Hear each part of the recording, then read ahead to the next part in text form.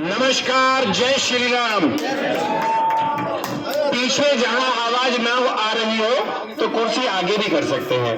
हम लोग स्वयं भी आपकी कुर्सी रखवाने में मदद कर सकते हैं अगर पीछे कोई आवाज आने में दिक्कत है। आवाज आ रही है क्या? पीछे आ रही है आवाज?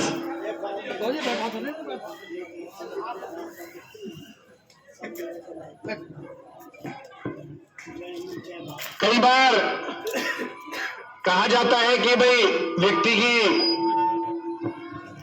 दिशा, मार्ग और गति ठीक होनी चाहिए। किसी भी काम को करें, सबसे पहले हमारा मार्ग और हमारी दिशा ठीक होनी चाहिए।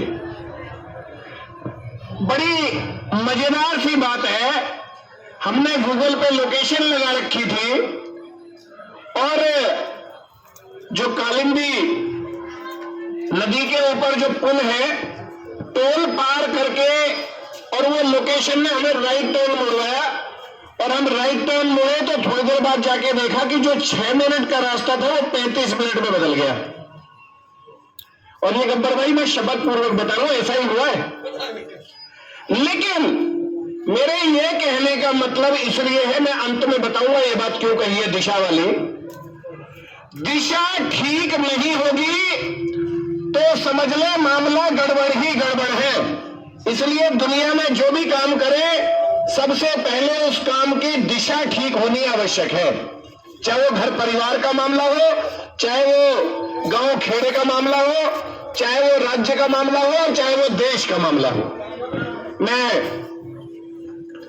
आपसे कुछ मिनट आपके लेना चाहता हूं, मोमेंट को रोक के।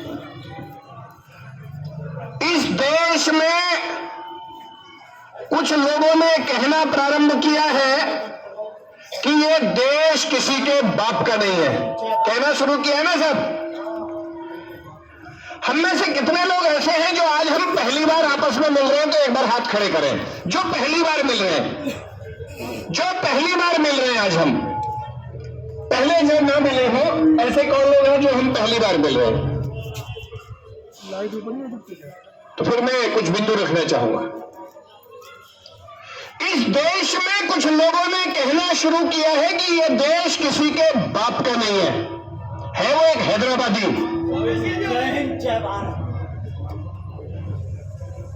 तो मैं आपसे कहना चाहूंगा मदरपुर खादर की इस धरती से कि आज के बाद जब भी कोई ये कहे कि ये देश किसी के बाप का नहीं है, तो सीना ठोक के कहिए ये देश हमारे ही बाप का है, हमारे ही बाप दादाओं का है, हमारे ही पूर्वजों का है। भारत माता की जय। तो जब भी कोई ये कहे कि ये देश किसी के बाप का नहीं है, तो गर्व के साथ कहिए ये देश भगवान श्री राम का है।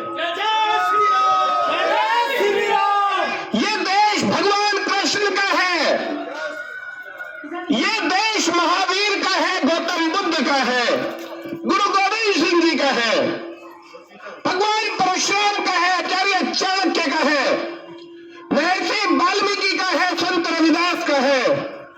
ये देश महाराणा प्रताप, बप्पा रावल, राणा साला का है। ये देश राजा मिहिर भोज का है, धन सिंह कोतवाल का है, मां पन्ना भाई का है। ये देश मां पद्मिनी का है, महाराजा सूरजमल का है। ये देश वीर शिवाजी का है। ये देश रानी झांसी का है, सुभाष चंद्र बोस का है। ये देश भगत सिंह, सुखदेव, राजगुरु का है। ये देश चंद्रशेखर आजाद का है। ये देश हमारा आपका है। हम जिएंगे तो इसके लिए, हम मरेंगे तो इसके लिए। तो जब भी कोई ये कहे कि ये देश किसी के बाप का नहीं है, तो गर्व से कैसा का साथ कहिएगा ये देश हमारे ही बाप दादाओं का है। और जिनको लगता है कि ये देश उनके बाप दादाओं का नहीं है, तो वो छोड़कर पाकिस्तान जा सकते हैं। छूट है उन्हें खुली हुई। जय हिंद, जय भारत। मैं आपसे रात्रि में हमारी नजरें भले ही ना मिल रही हो, लेकिन आवाज सुनाई दे रही होगी। मैं यहां बैठे हुए लोगों से पूछना चाहता हूं कि कितने लोग ऐसे हैं जो धन सिंह कोतवाल जानते हैं तो एक बार हाथ खड़े करें। धन सिंह कोतवाल जी के बारे में कुछ हाथ खड़े हुए, लेकिन कुछ ही हाथ खड़े हुए हैं। धन सिंह कोतवाल जी के बारे में जो जानते हैं एक बार हाथ खड़े करें।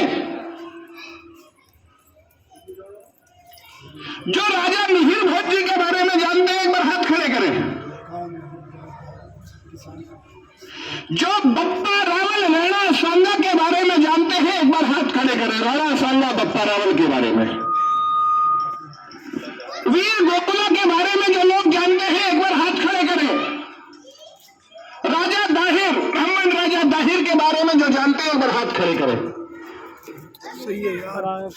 और जो अकबर के बारे में जानते हैं, जिन्होंने अकबर के बारे में पढ़ा है, सुना है, तो एक बार हाथ खड़े करें। अकबर के बारे में सबने पढ़ा है शायद, हाथ खड़े करें एक बार, दोनों हाथ खड़े कीजिए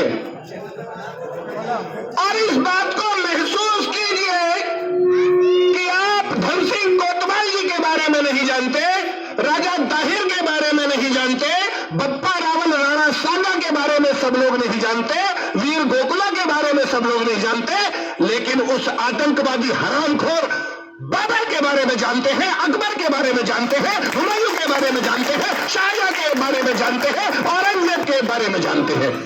क्यों? क्योंकि इस देश में जो 12.5 लाख हिंदुओं के कत्ल के बाद जो आजादी मिली थी,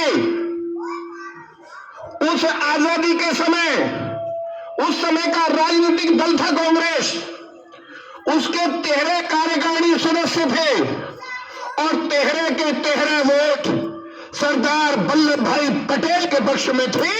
लेकिन एक आदमी के कहने पे, जिसको प्रधानमंत्री बनाया गया, उस बेईमान ने इस देश का शिक्षा मंत्री मौलाना आजाद को बनाया। ये बड़ी गंभीर बात है, ये सोचने का विषय है। गंभीरता के साथ बड़ी गहराई से सोचिए। ये नहीं कि मैंने कहा, आपने जोश में उसके ऊपर कोई प्रत्युत्तर दिया, प्रतिक्रिया व्यक्त की और हम चले गए। नहीं, महसूस कीजिए इस बात को। आपकी किताबों में, थोड़ी देर के लिए रोक लीजिए सभी चीजों को पीछे, आपकी किताबों में राजा मिहिर भोज, धन सिंह कोतवाल, बप्पा रावल राणा सांगा नहीं पढ़ाए गए, लेकिन अकबर पढ़ाया गया, क्योंकि इस देश का पहला शिक्षा मंत्री मौलाना आजाद को बनाया गया था, जो जिसका ना बाप भारत का था, न जिसकी मां भारत की थी, वो मक्का मदीना के रहने वाले थे। ये इस देश में हुई है गड़बड़। हम देश की राजधानी दिल्ली में रहते हैं। यहां इंडिया गेट पे क्या है? वहां Akbar road, Babar road, Humayun road, Aurangzeb road, Shahjahan road, Tughlaq road. ये क्या ड्रामा है भाई? ये हिंदुस्तान की राजधानी है या पाकिस्तान की राजधानी है? हो जाइए खड़े और उखाड़ फेंकिए इन आतंकवादियों के बोर्ड को और लगाइए वहां राणा सांगा रोड, महाराणा प्रताप रोड, धन सिंह कोतवाल रोड, राजा मिहिर भोज रोड, महाराजा सूरजमल रोड, महर्षि वाल्मीकि रोड, भगवान परशुराम रोड, संत रविदास रोड, गुरु गोविंद सिंह रोड। खाइए इनको, फेंक के लगाइए इन क्रांतिकारियों के बोर्ड। लेकिन ये होगा कैसे? यहां हमने लगाया है जनसंख्या कानून की पहल। मैं यहां बैठे हुए जितने भाई बहन हैं, आपसे पूछना चाहता हूं, देश की आबादी बहुत ज्यादा बढ़ रही है, 140 करोड़ को पार कर गई। सड़क पे जगह नहीं, बस में, रेल में जगह नहीं, हॉस्पिटल में जगह नहीं, स्कूल कॉलेज में एडमिशन नहीं, एडमिशन हो गया, बच्चे पढ़ लिख गए तो रोजगार नहीं। विश्व का मात्र 2.4% भूमि हमारे पास है और 18% आबादी का भार हम ढो रहे हैं। विश्व में नंबर 1 होने वाले हैं आबादी के मामले में। लेकिन मैं जरा दूसरी बात यहां कहना चाहता हूं, जरा अपने दिल पे हाथ रख के महसूस कीजिए। यहां बैठे और पीछे खड़े हुए लोगों से पूछता हूं, हमारे अपने घर में, हमारी अपनी रिश्तेदारी में, हमारे अपने पड़ोस मोहल्ले में, नई पीढ़ी में जिनके यहां 2 से ज्यादा बच्चे हैं तो एक बार हाथ खड़े करें। नई पीढ़ी में जिनके यहां 2 से ज्यादा बच्चे हैं तो एक बार हाथ खड़े करें। नई पीढ़ी में, ये गब्बर जी वाली पीढ़ी में नहीं, उनको कोई ना बताए, वो तो पुरानी पीढ़ी के, हमारी वाले के हो गए 50 के आसपास है। नई पीढ़ी में अगर किसी के यहां 2 से ज्यादा बच्चे हैं तो हाथ खड़े करें। मैं समझता हूं आज आंख से आंसू भी निकल सकते हैं आपके, महसूस कीजिए इस गंभीरता को। किसी के इस सभा में 2 से ज्यादा बच्चे नहीं है, लेकिन देश की आबादी बढ़ रही है। और 2 नहीं, सच्चाई यह है हमारी नई पीढ़ी एक एक बच्चे पे चल पड़ी है। मैं गलत कह रहा हूं या सही कह रहा हूं? जिनको सही लगता है एक बार हाथ खड़े कर सकते हैं। हमारी नई पीढ़ी एक एक बच्चे पे चल रही है, फिर भी देश की आबादी बढ़ रही है। हम दुनिया में नंबर 1 होने वाले हैं। आखिर ये आबादी कहां से बढ़ रही है? कौन बढ़ा रहा है सर? कौन बढ़ा रहा है सर? पीछे बताएं कोई। कौन बढ़ा रहा है इस देश में आबादी? कहां से बढ़ रही है आबादी? अच्छा, जो भाई साहब से सहमत हो एक बार हाथ खड़े करेंगे। उन्होंने कुछ नाम लिया है कि कौन बढ़ा रहे, कहां से बढ़ रही है आबादी। तो क्या इस आबादी का जहां से भी बढ़ रही हो खतरा है या नहीं है? मैं आपके सामने 2-3 घटनाएं बताना चाहूंगा और फिर अपने विषय पर आऊंगा। भारत में पहला इस्लामिक आक्रमण सिंध के राजा दाहिर के ऊपर आक्रमण हुआ, ब्राह्मण राजा दाहिर। लेकिन उसका साथ किसी और राजा ने नहीं दिया। उन्हें लगा ये सिंध का राजा इससे लड़ेगा, ये सिंध का मामला है, ये राजा दाहिर का मामला है। लेकिन अपने किसी भाई पर जब कोई आफत है और आप उसे छोड़ दोगे तो कल वो आफत आपके दरवाजे पर भी आएगी। राजा दाहिर उस युद्ध में मारे गए और उनकी पुत्री सूर्या देवी और परमाल देवी को उठा के अरब के खलीफा को सौंप दिया गया। क्या हुआ वो आप सब जानते हैं। मैंने ये घटना इसलिए बताई कि आप अपनों के साथ नहीं खड़े होंगे तो सिंध के बाद पूरे भारत में इस्लाम का प्रवेश हो गया, अरबों का प्रवेश हो गया।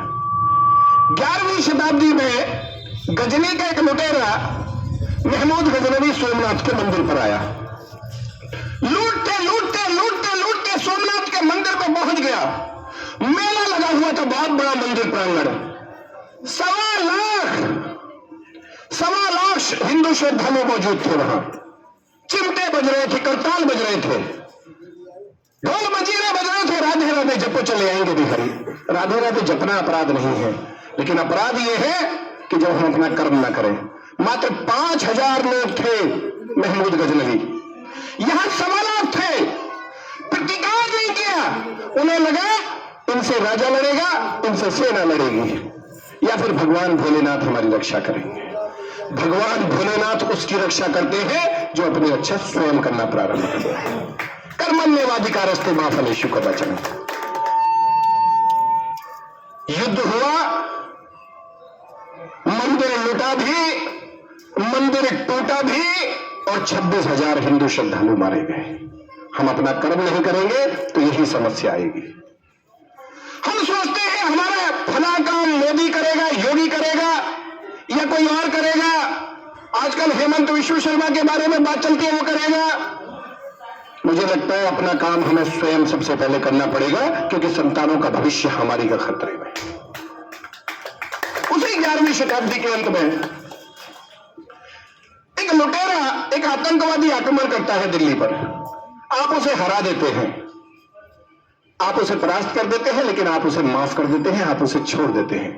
और वो दोबारा आक्रमण करता है, आप उसे दोबारा हरा देते हैं, लेकिन आप उसे दोबारा माफ कर देते हैं और आप उसे दोबारा छोड़ देते हैं।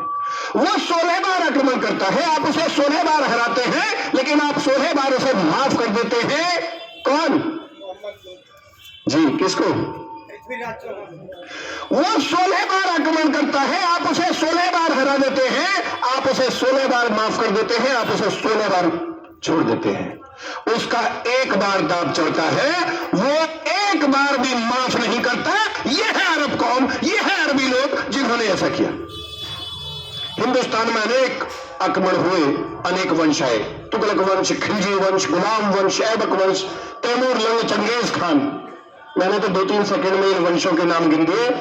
इतने अत्याचार उन्होंने किए कि अगर 4 दिन भी पूरा मंच बताना प्रारंभ करे तो 4 दिन कम पड़ जाएंगे। इतने अत्याचार हमारे पूर्वजों में से है। लेकिन हमें धन्यवाद करना चाहिए अपने पूर्वजों का, जिन्होंने तमाम अत्याचार सहे और अपने आप को हिंदू बचा के रखा। आज हम उनकी बदौलत यहां हिंदू बन के बैठे हैं। हिंदुस्तान में मुगल आ गए, बाबर का बेटा हुमायूं का अकबर, अकबर का जहांगीर का शाहजहां का औरंगजेब का शाह आलम, होते होते बहादुर शाह जफर तक 1857। अंग्रेज आए, अंग्रेजों को जाने का समय आ गया। मैं शॉर्ट करता हूं इस बात को। 1946 आ गया। मोहम्मद अली जिन्ना,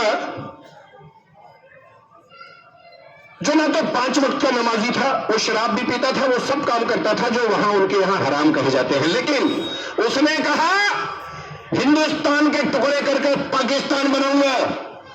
24% आबादी थी जिसके दम पे उसने कहा। और 16 अगस्त 1946 डायरेक्ट एक्शन डे के दिन सिलहट, कोमिल्ला, ढाका, जसूर, खुल्ला, नोआखाली, चिटागोंग, आज बांग्लादेश, उस समय भारत, पूर्वी बंगाल, और इधर लाहौर, सरगोजा, फैसलाबाद, कराची, रावलपिंडी, रहीम यार खान, डेरा गाजी खान, डेरा इस्माइल खान, 12.5 लाख हिंदुओं का कत्ल हुआ। और जब मैं हिंदू कहता हूं तो उसमें जैन, बौद्ध, सिख सभी आते हैं। 12.5 लाख लोगों का कत्ल हुआ। जो पीछे भाई सुन रहे हैं जरा महसूस करें, 12.5 लाख लोगों का कत्ल हुआ। मां की कोख सूनी हो गई, बहनों के सुहाग उजड़ गए, तब जाकर ये हमें तथाकथित आजादी मिली। और हम बेईमानों ने पढ़ाना शुरू किया, दे दी हमें आजादी बिना खड़ग बिना ढाल, और फला फला संत तूने कर दिया कमाल। हमारा उस संत से कोई विवाद नहीं, हमारी सभा का विषय भी नहीं। लेकिन जब हम ये कहते हैं कि दे दी हमें आजादी बिना खड़ग बिना ढाल, तो हम अपमान करते हैं उन माओं का जिनके बच्चों ने बलिदान दिया। हम अपमान करते हैं उन बहनों का जिनके पति शहीद हो गए। हम अपमान करते हैं उन बलिदानियों का। और सबसे बड़ी बेवकूफी, मैं समझता हूं, ध्यान देकर जरा सोचे, जिन लोगों ने धर्म के आधार पर भारत का विभाजन कराया, 24% आबादी, लेकिन 30% भूमि हमसे ले ली। लेकिन वो गए आधे से थोड़े से ही ज्यादा, कुल आबादी का 55%, 24 का 45% यहां रह गए। मतलब भारत को धार्मिक आधार पर विभाजित भी किया और यहां भी रह गए। और वो कुल आबादी का 8% थे उस समय, आज बढ़कर 18% हो गए। ये है गंभीर बात जो हम आपसे करने आए हैं। वो 8% आज 18% है।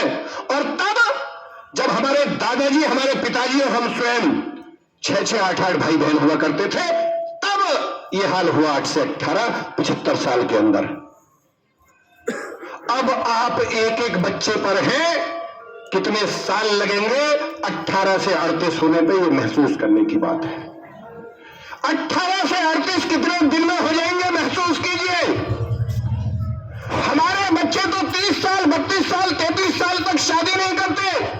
शादी करते हैं तो उन्हें कैरियर बनाना है। 35-36 साल में बच्चा प्लान कर रहे हैं। वहां 17 साल में शादी हुई, 18 साल में बच्चा हुआ। और जब तक आपका पहला बच्चा होगा 36-37 की उम्र में, तब तक उसके बेटे का भी बेटा हो जाएगा नई आबादी लेके। और उसके पीछे इसका उपाय क्या है? इसके 2 उपाय हैं। पहला उपाय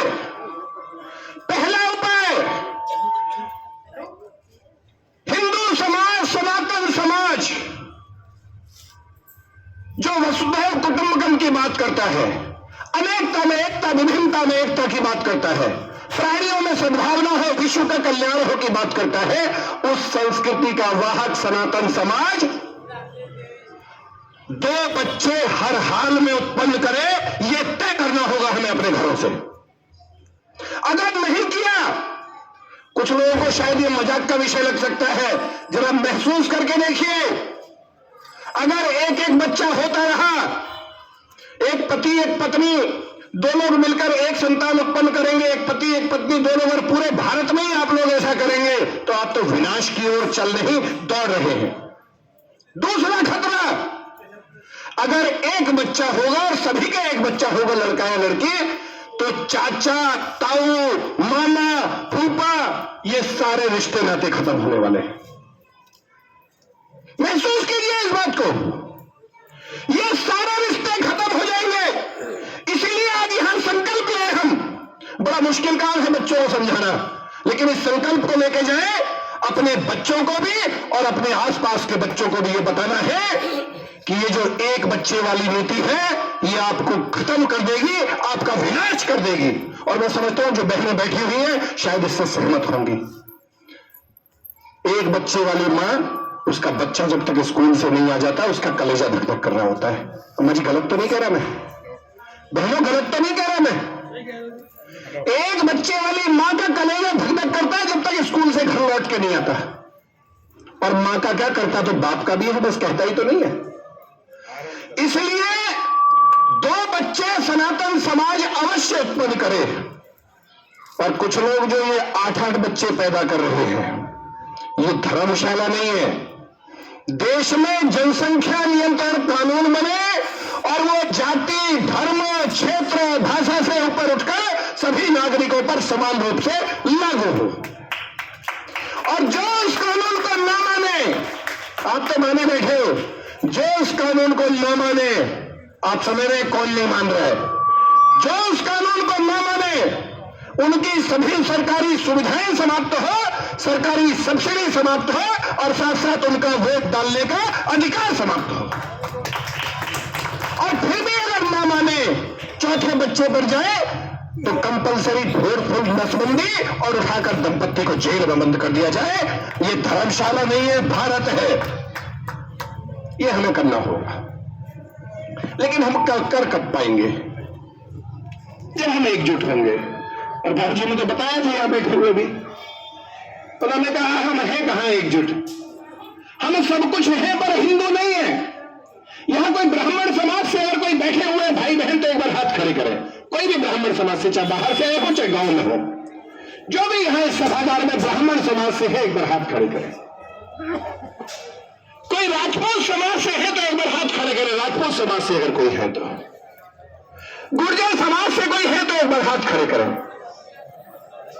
भले ही बाहर से आए हो, कोई जाट समाज से अगर कोई है तो एक बार हाथ खड़े करें। कोई त्यागी समाज से अगर कोई है तो एक बार हाथ खड़े करें, त्यागी जी कोई है तो।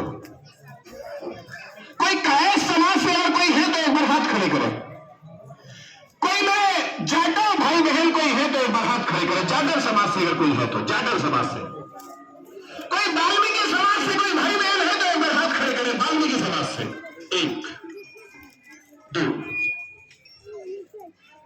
कोई प्रजापति समाज से है तो एक बार हाथ खड़े करें, प्रजापति भाई।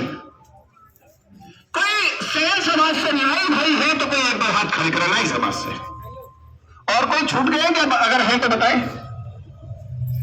कोई धीवर सैनी माली भाई है तो एक बार हाथ खड़े करें। कोई वैश्य समाज से है तो एक बार हाथ खड़े करें, वैश्य वर्ग से। जितने हिंदू समाज से हैं एक बार हाथ खड़े करें साहब, दोनों हाथ। मैंने भी अपना हाथ ऊपर किया है। हाथ ऊपर रखे साहब, थोड़ी देर हाथ ऊपर रखिए, हाथ ऊपर रखिए, दोनों हाथ ऊपर रखिए। और जरा अपने पीछे मुड़ के दाएं बाएं देखिए, जरा पीछे मुड़ के हाथ ऊपर रखिए, लेकिन हाथ ऊपर रखिए, अपने आगे पीछे दाएं बाएं देखिए और महसूस कीजिए। हाथ ऊपर रखिए, मेरा हाथ ऊपर है।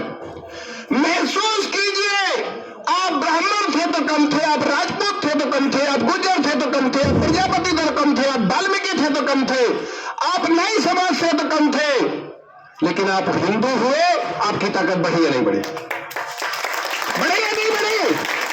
बढ़ी या नहीं बढ़ी? आप इसी तरह से हिंदू हो जाइए। न केवल भारत, पूरे विश्व को आप हिंदू राष्ट्र बना सकते हैं, यह भी पक्की बात है। हम लोग किसी राजनीतिक दल से नहीं है, हमारा किसी राजनीतिक दल से कोई संबंध नहीं है, हमारी कोई संबद्धता नहीं है किसी प्रकार की, लेकिन हमारी संबद्धता भारत माता के साथ जरूर है। और कुछ चीजें और ध्यान रखने की है। यह समय न्यूट्रल रहने का भी नहीं है, नोटा का भी नहीं है। 370 हट रही थी 3 साल पहले। महेंद्र भाई को शायद निकलना है। अच्छा,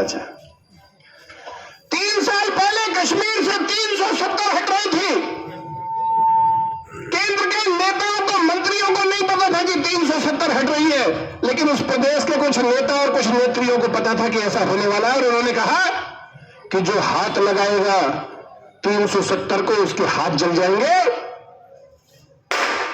देश में आग लग जाएगी अगर 370 हटाई गई। देश में आग लगना तो दूर, गर्म हवा भी नहीं चली, क्योंकि आप सरकार के साथ खड़े थे 370 वाले मुद्दे पर। मुझे लगता है भविष्य में बहुत सारे ऐसे विषय आने वाले हैं जनसंख्या नियंत्रण कानून सहित, जहां हमें साथ खड़े होना ही पड़ेगा। अगर साथ नहीं हुए तो बहुत बड़ा खतरा हो जाएगा। मैं आपसे एक दो निवेदन करना चाहता हूं अपनी बात समाप्त करने से पहले।